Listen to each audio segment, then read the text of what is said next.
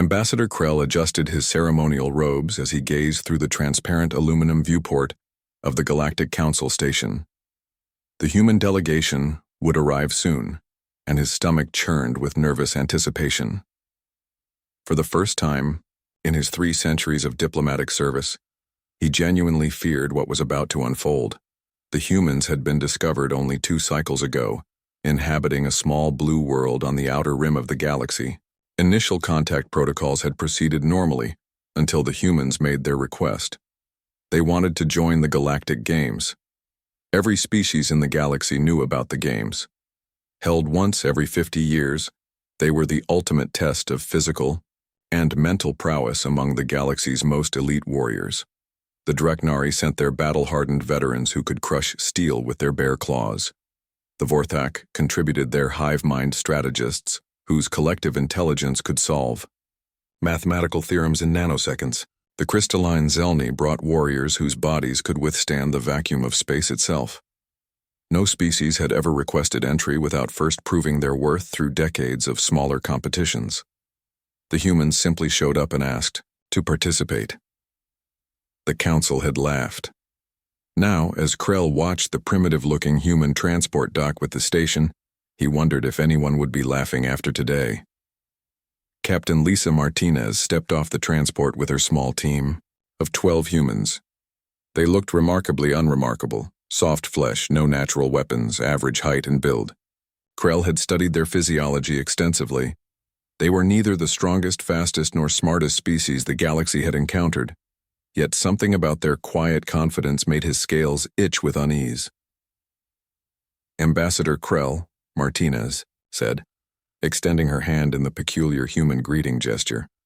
"Thank you for hosting us." The formal ceremony proceeded in the great amphitheater, with representatives from 47 species in attendance. High Chancellor Vex, a towering Thoraxian whose carapace gleamed under the lights, addressed the gathering.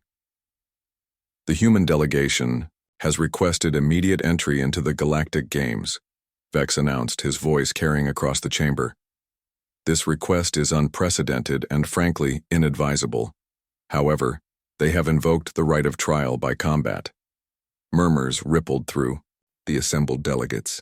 The right of trial by combat was ancient, dating back to the founding of the Galactic Council. Any species could demand immediate recognition through single combat with a champion of the Council's choosing. "We accept," Martinez said simply, "Chancellor." Vex's mandibles clicked with what Krell recognized as amusement. "Very well. We select Gornak the Destroyer as our champion." A collective gasp echoed through the chamber. Gornak was legendary, a Brutari warrior standing 4 meters tall with natural armor plating and strength that could tear through starship hulls. He had never been defeated in combat. The human team conferred briefly. To Krell's amazement, Martinez stepped forward. "I'll fight him myself." The combat arena was prepared within the hour. Gornak entered to thunderous applause from the gallery, his massive form casting long shadows across the metallic floor. Martinez walked in wearing simple, exercise clothing and carrying no weapons. "Human," Gornak rumbled, his voice like grinding stone. "You will die quickly. I grant you this mercy," Martinez smiled. "Thank you. That's very considerate." The fight began with Gornak's charge. His massive fist, capable of punching through armor plating, swung toward Martinez's head. She wasn't there. She had moved with impossible speed, sliding between his legs and striking the back of his knee with surgical precision. Gornak stumbled but recovered quickly, spinning with surprising agility for his size. Again, his attacks found only air. Martinez moved like liquid, flowing around his strikes, never where he expected her to be. For 10 minutes, the pattern continued. Gornak grew increasingly frustrated as his opponent danced around him, landing precise strikes on joints and pressure points that his armor didn't cover. The human never tried to match his strength. She simply wasn't there when it mattered. Finally, breathing heavily, Gornak paused. "How do you move like that?"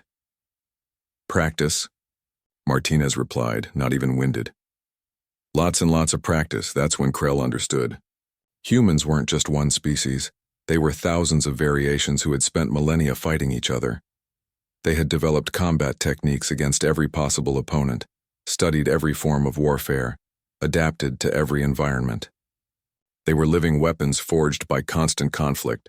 Gornak charged again, but this time Martinez didn't dodge. She stepped forward, caught his massive fist in both hands, and used his own momentum to send him crashing to the ground. The arena fell silent as the mighty Gornak lay stunned. "I yield," he whispered. Chancellor Vex's voice shook as he spoke. "The humans have earned their place in the Galactic Games." Later, as the human delegation prepared to depart, Krell approached Martinez privately. "Your species," he said carefully. "They've been fighting wars for how long?" "All of recorded history," Martinez replied. "And most of unrecorded history, too." "Against whom?" Her smile was both sad and proud. "Each other, mostly. We're very good at it." As Krell watched their transport disappear into hyperspace, he made a mental note to recommend that the Galactic Council's first priority should be ensuring humans never had a reason to fight the rest of the galaxy. After all, they had just challenged the one species that treated warfare as both art and science, where every individual was trained from birth in the countless ways intelligent beings could destroy each other. The galaxy's most dangerous species had finally revealed themselves, and somehow they were also the most peaceful.